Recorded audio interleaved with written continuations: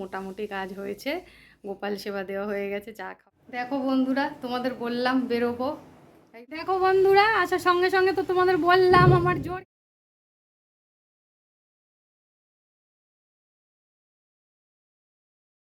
Good morning বন্ধুরা, HD লাইফে তোমাদের সবাইকে স্বাগত জানিয়ে শুরু করছি আজকে আবার আর একটা নতুন ব্লগ। কেমন আছো তোমরা সবাই? আশা করি ভালো আছো, আমিও ভালো আছি। তো দেখো, আমি কিন্তু সকালবেলায় কাজ খুব একটা সেরকম হয়নি, মোটামুটি কাজ হয়েছে, গোপাল সেবা দেওয়া হয়ে গেছে, চা খাওয়া হয়ে গেছে। এইবারে রান্না বসাবো, কেননা আজকে আমি এক জায়গায় যাব, তোমাদের কিন্তু পরে সব বলবো কোথায় যাব, দেখাবো কোথায় গেলাম। আর এখন কাজকর্মগুলো সেরে নিই, কেননা রান্নাবান্না সেরে তো আবার আমাকে বেরোতে হবে। আমি একা যাব, আর ওরা তো সবাই বাড়িতেই আছে, ওদের খাওয়া দাওয়ার ব্যবস্থা আমাকে করেই বেরোতে হবে। তো যাই হোক বন্ধুরা, এবার যাই রান্নাবান্না করি। তোমরা কিন্তু সঙ্গে থেকো, সারাদিন দেখো আমি কি করি না করি আর কোথায় যাই। তো চলো এবার কাজে হাত দিই। দেখো বন্ধুরা, তাড়াতাড়ি রান্না করে নিয়েছি। কি কি রান্না করেছি দেখো, এটা চাল কুমড়ো ঘন্ট, আর এইখানে দেখো ডাল, এর মধ্যে পেঁয়াজ লঙ্কা তারপরে লবণ তেল হলুদ সব একসাথে দিয়ে দিয়েছিলাম, দিয়ে ওই ডাল চচ্চড়ি যেরকম করে আর কি সেরকমই করেছি, কিন্তু অতটা ঘন করিনি, সেদ্ধ করে নামিয়ে নিয়েছি। আর এইদিকে দেখো উচ্ছে আলু ভাজা, আর কালকের একটু মাংস ছিল ওটা আমি গরম করে রেখে দিয়েছি। তো আমি বেরোনোর আগে ছেলেকে খাইয়ে দিয়েই যাব, কেননা ও তো নিজে হাতে খেতে পারে না, তো সেই জন্য ওকে খাইয়ে দিয়ে তারপর বেরোবো, না হলে সারাদিনে আর ছেলেটার খাওয়া দাওয়া হবে না। আর এদিকে দেখো গ্যাস ট্যাস পরিষ্কার করে নিয়েছি, আর এই যে ঘরের কাজগুলোও মোটামুটি হয়ে গেছে। এখন ঠাকুরের বাসন কটা মাজবো, মেজে আমি স্নান করতে যাব। তারপর তো স্নান করে পুজো দিয়ে তারপর ছেলেকে আবার খাওয়াতে হবে, খাইয়ে আমার রেডি হয়ে বেরোতে হবে। তো বন্ধুরা দেখো, স্নান করে আমি চলে এসেছি, আর এসে এই যে সকালবেলায় কিন্তু আমি কয়েকটা জামা কাপড় কেচে মেলে দিয়ে গেছিলাম, তো এখনও ভালো করে শুকায়নি, কেননা রোদের জোরটা কিন্তু আজ খুব একটা নেই। আর এখন স্নান করেছি, যেগুলো আছে সেইগুলো একটু এখানে মেলে দেবো, দিয়ে তারপরে আমি কটা তুলসী পাতা তুলে নেবো, তুলসী পাতা তুলে নিয়ে গিয়ে তারপর পুজো দেবো, পুজো দিয়ে তারপর আবার ছেলেকে খাওয়াবো, নিজে রেডি হব, রেডি হয়ে তারপর বেরোবো। তো এবার তুলসী পাতাটা তুলে নিই। এই পাশটা দেখো বন্ধুরা, সব কটা টবে কিন্তু তুলসী গাছ, আর এইটা এইটার উপরে আলাদা করে তোলা আছে, কেননা এটাই সকালবেলা ভাই জল দেয়, আর এই গাছগুলো থেকে আমি পাতাগুলো তুলে নিই। আর এখানে তো একটা শিউলি ফুল গাছ আছে, তোমরা তো জানোই, দেখো শিউলি ফুল গাছ থেকে প্রতিদিন বেশ কয়েকটা করে ফুল এখানে পড়ে থাকে, দেখতেও ভালো লাগে, আর যে কটা ফুল নেওয়ার মতন মনে করি আমি তুলে নিয়ে যাই রোজ। তো দেখো বন্ধুরা, আমি তুলসী পাতা তুলে নিয়েছি, এবার চলো নিচের দিকে যাই। দেখো বন্ধুরা, আমি অনেকগুলোই তুলসী পাতা তুলেছি, এখন পুজো হবে, তারপর সন্ধেবেলা গোপাল সেবা হবে, আবার কাল সকাল পর্যন্ত এই তুলসী পাতাটা চলবে। আর এইদিকে দেখো ছেলে এখনও ওঠেনি, ছেলে তো ঘুমাচ্ছে। আমি একটুখানি জানলার পর্দা আগে সরিয়ে রেখেছিলাম, কেননা সকালবেলায় তো একবার গোপাল সেবা দিই, তখন ঘরটা অন্ধকার হয়ে থাকে। এবার জানলাটা খুলে দিলাম, মোটামুটি বেলা হয়েছে, আর এখন ছেলে না উঠলে পরে আমি আবার রেডি হয়ে ওকে খাইয়ে রেখে যেতে পারবো না। আর এই দেখো শিউলি ফুল, এই ফুল কটা পিসেমশাই রোজ গাছের গোড়া থেকেই আমাকে তুলে দেয়, আর এই ফুল কটা দিয়েই আপাতত আমি কিছুদিন ধরে পুজো দিচ্ছি, ফুলটা তুলতে যাওয়া হয় না বাগানে।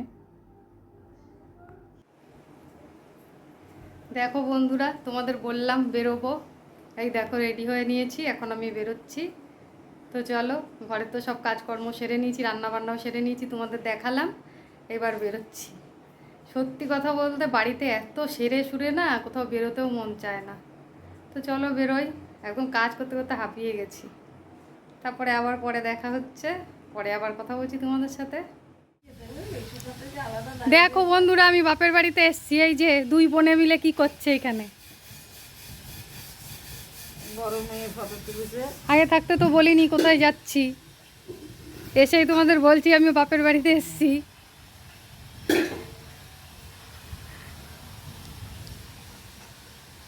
কি গো, তুমি তো ফোন নিয়েই ব্যস্ত। কি দেখছো তো মন দিয়ে? আমি এসছি, আমার সাথে কোনো কথা নেই বার্তা নেই, ফোনের মধ্যে ঢুকে বসে আছে। কি হলো দুনিয়াটার অবস্থা। তো বন্ধুরা চলো এখন এই এই সবে ঢুকলাম, পরে আবার কথা বলছি। আগে যে দরকারে এসছিলাম একদিন, সেই দরকারেই আবার আজকে এসছি। তো তোমাদের সাথে পরে আবার কথা বলছি। আবার তো বাড়ি থেকে বেরোতে হবে, সেইখানে যেতে হবে, যাওয়ার সময় আবার কথা বলবো। দেখো বন্ধুরা, আসার সঙ্গে সঙ্গে তো তোমাদের বললাম আমার জোর খিদে লেগে গেছে, তো ওই জন্যে একটু রেস্ট নিয়ে খেতে বসে গেছি আর এখন খাচ্ছি। আমি কিন্তু প্রথমে খাওয়া শুরুতে তোমাদের দেখাইনি, প্রথমে পেঁপে সেদ্ধ দিয়ে ভাত খেয়ে নিয়েছি, তারপরে ডাল সেদ্ধ, আর এখন দেখো এই যে মাছ দিয়ে ভাত মেখেছি। ভোলা মাছ রান্না করেছে মা, এই দেখো, এই দেখো, আর এখানে ডাল সেদ্ধ, আর এই যে মা আমার ভাত বেড়ে নিয়েছে বাটির মধ্যে। মা এখনো খাওয়া শুরু করেনি, এদিকে মাসি আছে, আমার মাসি বসে খেতে পারে না, ওই যে হাতে থালা নিয়ে খাচ্ছে। তো বন্ধুরা খাওয়া দাওয়া করে নি, পরে আবার আসছি। দেখো বন্ধুরা, খেয়ে উঠতে পারিনি, কেমন বৃষ্টি নেমে গেছে। আমি আমাদের ওই বাড়িতে ভিডিও করি, তোমরা তো দেখো পুরো আটকা জায়গা, এরকমভাবে খোলামেলা বৃষ্টি আমি দেখতেই পাই না। আমার কি ভালো লাগছে, তোমাদের কেমন লাগছে অবশ্যই জানিও, কিন্তু কমেন্ট করো।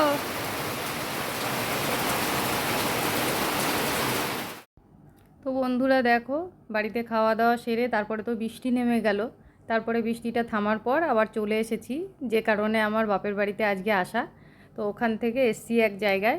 তো আমাদের বাপের বাড়ি বলো আর যেখানেই বলো, এই রকম পরিবেশটা কোথাও নেই। তো এই জায়গাটা হচ্ছে একজনের বাড়ি, এখানে আমি ব্লাউজ বানাতে দিয়েছিলাম, তো সেইখানেই এসছি ব্লাউজগুলো নিতে আর কি। সেদিনকে দিতে এসেছিলাম, আজকে নিতে এসেছি। তো এসে দেখছি এই জায়গাটাই দেখো, এই ছেলে দুটো কি করছে, তাই এগিয়ে এসে দেখলাম ওরা মাছ ধরছে, জানো তো।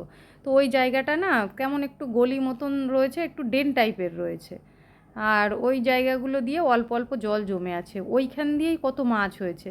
তো আমি ছেলে দুটোকে জিজ্ঞেস করলাম মাছ পাওয়া যাচ্ছে এখানে, বলছে হ্যাঁ। তো ছোট ছোট মাছ ধরছে দেখলাম। তো তারপর যখন আমরা ফিরে আসছিলাম সেই সময় দেখলাম বেশ ছোট্ট ছোট্ট সাইজের কই মাছ কিন্তু ওরা বেশ কয়েকটা ধরেছে। আর এই দেখো, এই পাশটাও দেখো পুরোপুরি, এই পাশটা পুরো সবুজে সবুজ। তো চলো আমরা যেখানে এসছি সেখানেই যাই। দেখো দিদিও এসছে, দিদিও বসে আছে এখানে, দিদির সাথেই আমি প্রথম দিন এসছিলাম, আমি চিনতাম না। তো হয়ে গেছে আমাদের জিনিসগুলো রেডি, এখন আমরা নিয়ে ওগুলো বাড়ি যাব। এখান থেকে গিয়ে আবার আমাকে ট্রেন ধরতে হবে, নিজের বাড়িতে গিয়ে পৌঁছতে হবে। তো বন্ধুরা দেখো, রাস্তা দিয়ে কথা বলতে বলতেই আসছিলাম, কিন্তু যেহেতু এখন পুজোর সময় চারিদিকে গান চলছে, তো ওই গানের আওয়াজগুলো থাকলে তো হবে না, তো সেই জন্য আর কথাগুলো আর তোমাদের শোনাতে পারলাম না, আমাকে আবার পরে ভয়েস দিতে হচ্ছে। তো আমি আর দিদি এখন বাড়ি ফিরছি, তো চলো। তো বাড়িতে এসে দেখো মা চা করেছে, আজকে একটু সময় ছিল, সেদিন যেমন একদম সন্ধে লেগে গেছিলো, আমার ট্রেনের টাইম হয়ে গেছিলো, মা খুব তাড়াতাড়ি করে চা করে দিয়েছিল, কোনো মতে চাটা খেয়ে বেরিয়ে গেছিলাম। তো আজকে বাড়িতে ফিরে কিন্তু একটু গল্প করার সময় পেয়েছি।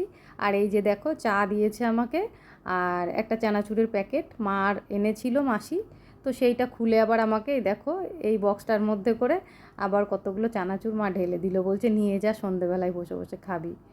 তো যাই হোক, তো ওটা যেহেতু প্যাক করে দিয়েছে, ওটা ব্যাগে ভরতে হবে, আমি আগে চাটা খেয়ে নিচ্ছি, তারপর বেরোবো।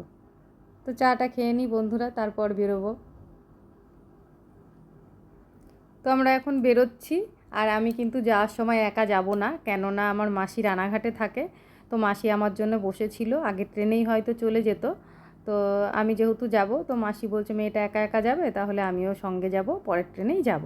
তো ওই যে মাসি রেডি, ও সব সময় আবার দুটো তিনটে ব্যাগ ওর সঙ্গে থাকে, নিয়ে রেডি হয়ে গেছে, আমরা ওইটা নিয়েই হাসাহাসি করছিলাম। ওদিকে মাও দাঁড়িয়ে আছে, দিদির মেয়ে ছোটোটা দাঁড়িয়ে আছে, নাতি সব। আর দিদি জামাইবাবু একটু রেডি হয়ে বেরোতে সময় লাগছিল। এই যে আমার জামাইবাবু, আমরা দাদা বলেই ডাকি, জামাইবাবুকেও বলি না অবশ্য। আগে বেরিয়ে গেল, এবার দিদি বেরোচ্ছে। তো ওরা যাবে রানাঘাটে, আমাদের সঙ্গেই যাবে, ওরা কিছু কেনাকাটি করবে, করে ওরা আবার ফিরে আসবে, আর আমি বাড়ি চলে যাব, মাসিও মাসির বাড়িতে চলে যাবে। তো চলো বন্ধুরা এবার বেরোই।